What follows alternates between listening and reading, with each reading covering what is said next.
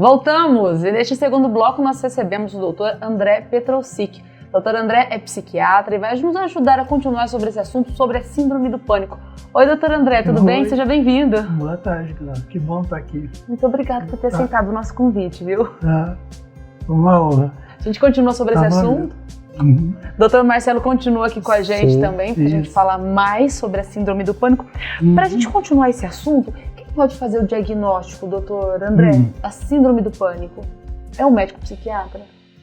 Olha, muitas vezes o médico psiquiatra precisa que a pessoa faça os exames clínicos, porque na síndrome do pânico, a sensação da pessoa é que ela está morrendo, que ela está tendo um infarto, que ela vai, né? E pode ser realmente, uma pessoa pode estar tendo um infarto. Então, a gente precisa do clínico para falar, não, o coração está bom, a pressão está boa, está tudo normal, não tem nenhum AVC, não tem embolia, né? Então aí, né? Porque a sensação é como se fosse realmente uma coisa muito grave. Às vezes eu chego a falar para o paciente, né? Porque o paciente tem certeza que ele vai morrer, né? Então eu falo para o paciente, se você morrer, explico tudo, né? Mas falo assim, se você morrer, pode vir me puxar para o pé da cama, certo? É uma garantia. Você vai me assustar, mas eu vou ficar um médico famoso, porque ninguém nunca morreu disso. Não, é uma boa garantia. Depois de tudo explicado, né? Certo. Agora eu queria que vocês falassem também sobre quais os fatores de risco para a síndrome do pânico. Porque a impressão que dá é que faz muita coisa com o organismo, né? Sim. Bom, o que acontece, né, Glaucia, é que nós vivemos como homem das cavernas um tempo assim. E nós somos civilizados um tantinho assim. Então, a gente estava andando na savana e dava de cara com um leão. E lá tem leão, né? O meu corpo tinha que se preparar ou para lutar ou para correr, certo? Então, o que acontece com o organismo numa situação dessa de perigo muito grande, né? Para lutar ou para fugir, o músculo precisa de ter bastante sangue para levar oxigênio para ele poder desenvolver, né? Então, o que o organismo aprendeu a fazer durante esse tempo todo? Primeiro, o coração bate mais depressa e mais forte, certo? Para mandar sangue para os músculos. Fecha a circulação das extremidades, porque não precisa de oxigenação nem nos pés nem nas mãos. Bom, então o coração bate forte, aqui fecha, então o sangue fica nos músculos e traz oxigênio para lutar. Só que esfria as mãos, pode transpirar, os pés, né? E aquela sensação do coração batendo. A nossa respiração, normalmente a gente enche o peito e esvazia o peito. Numa situação dessa, a respiração fica rápida. E isso para oxigenar mais. Só que isso dá uma sensação de aperto. Às vezes chega a dar dor no peito, certo? Tem gente que fala que é uma bola que fica aqui, né? Mas tudo isso está sendo feito para poder lutar ou para fugir. Certo. Não é hora, quando o leão está perto da gente, de fazer digestão. Então o sangue sai do abdômen e dá frio na barriga. Os romanos achavam que o centro das emoções era na barriga, por causa do frio na barriga. Certo? Mas a pessoa pode ter um descontrole intestinal, pode ter diarreia, né? As pernas podem ficar tremendo, né? Então é uma sensação muito ruim. Hoje em dia, o que seria, assim, a gente pode pensar, eu estou em São Paulo, no 18º andar. De repente eu escuto fogo, fogo, fogo, fogo. Eu vou abrir a porta, não dá, de tanto o fogo, o calor. Eu vou na sacada, os carros estão desse tamanhozinho lá embaixo. Eu vou ter uma crise de pânico, porque eu vou morrer. Mas aí é diferente. Isso. O que a síndrome do pânico, doença, a pessoa está em casa assistindo televisão, lendo um livro, conversando com a esposa e dá uma crise dessa. Por isso que é considerado doença. Essas duas situações que eu falei, do leão e de estar no prédio que está pegando fogo, aí... Mas explicam as sensações que as pessoas têm durante a crise. Exatamente. E o porquê. Uhum. E hoje, muitas vezes, né, como a vida mudou bastante, às vezes a gente tem essas sensações todas, mas não vai poder nem lutar nem fugir. Mas, como o cérebro acostumou, né? Então a gente tem essas reações. Doutor Marcelo, a doença, a síndrome do pânico, ela pode ser confundida com outras doenças, né? Quais os outros diagnósticos possíveis? Como que funciona isso? O principal é essa questão do infarto, né? Porque a pessoa ela tem uma sensação de que ela está morrendo.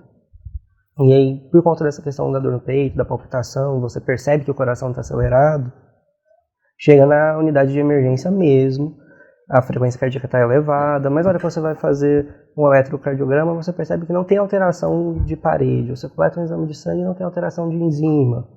Então, você percebe que não parece que tem nada que seja do coração, que seja do pulmão, ou de alguma outra parte do corpo, que não seja o cérebro. Isso não quer dizer que seja da cabeça, invenção, frescura.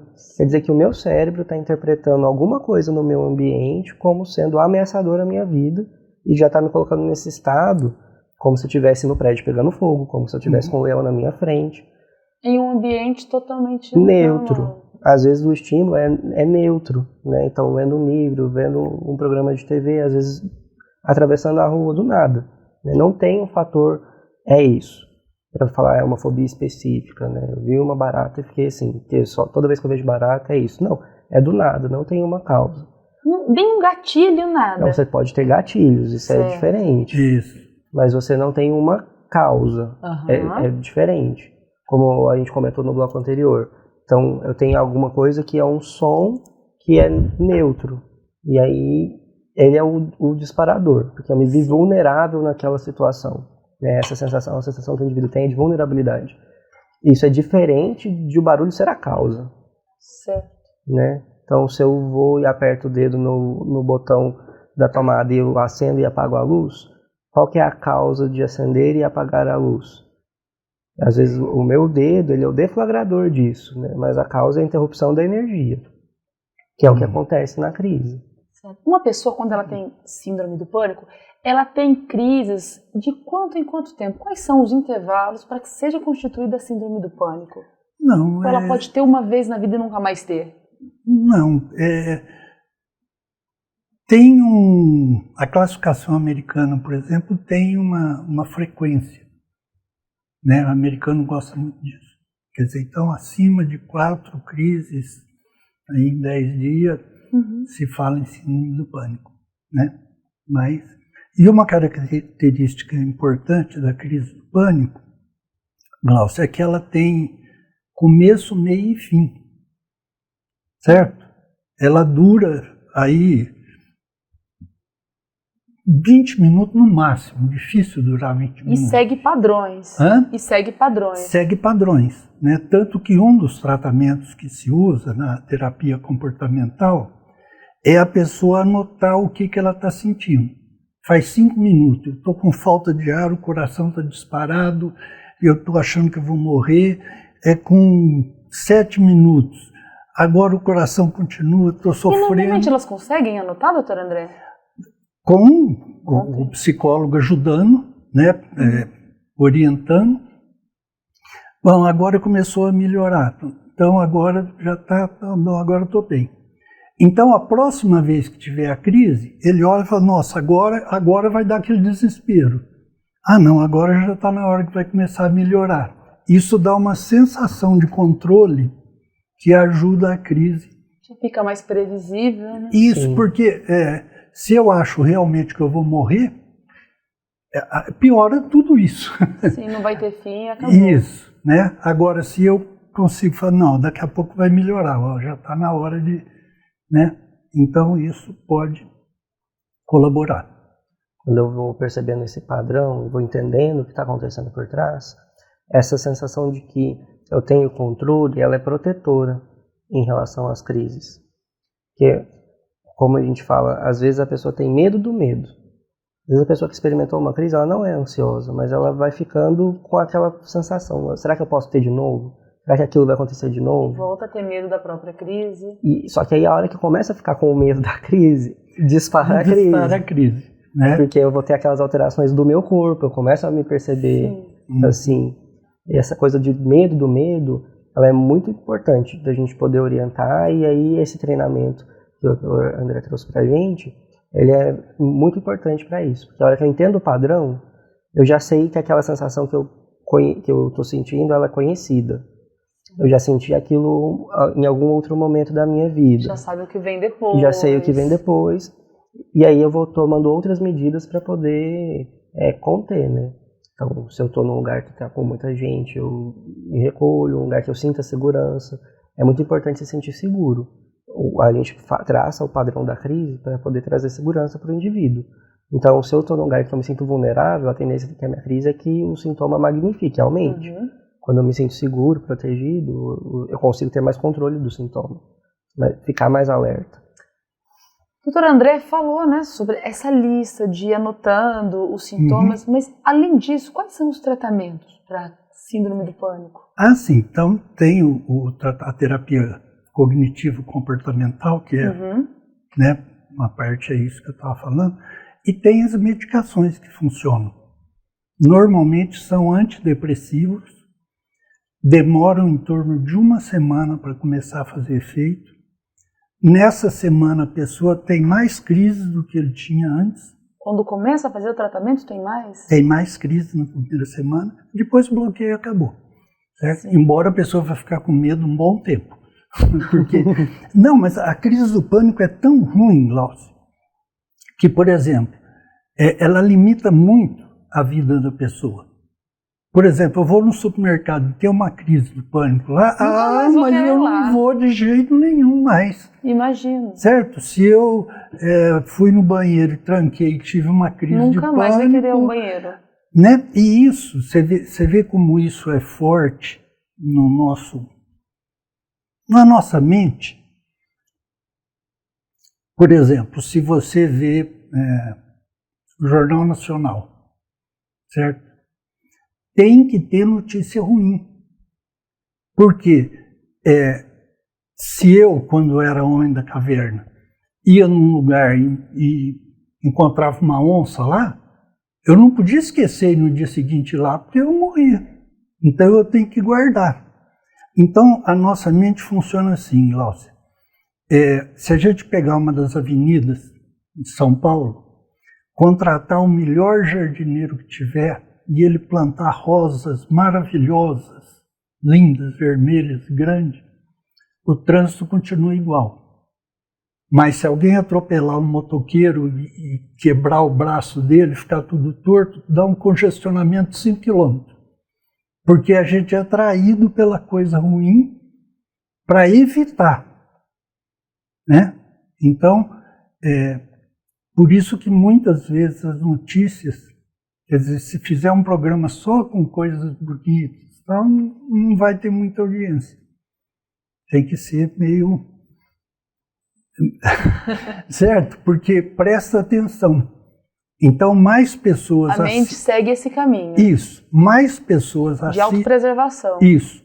Quando as notícias são ruins, mais pessoas assistem. Então, você pode cobrar mais da propaganda. E isso acontece nesse processo da síndrome do pânico também? Também. Da mente guardar essa informação, isso, repetir esse padrão? Quer dizer, aonde eu tiver crise do pânico, acabou.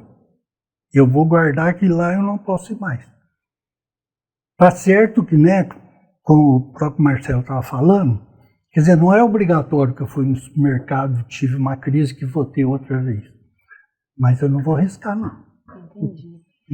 Doutor André, Obrigada pelas informações, mas o senhor continua aqui com a gente se despede do Dr. Marcelo. Dr. Marcelo, obrigada mais uma vez. É sempre um prazer, Glaucia. E você aí de casa, continue com a gente aqui no Hora da Saúde. Daqui a pouquinho, depois do intervalo, eu volto com o Dr. André, trazendo as principais dúvidas dos telespectadores.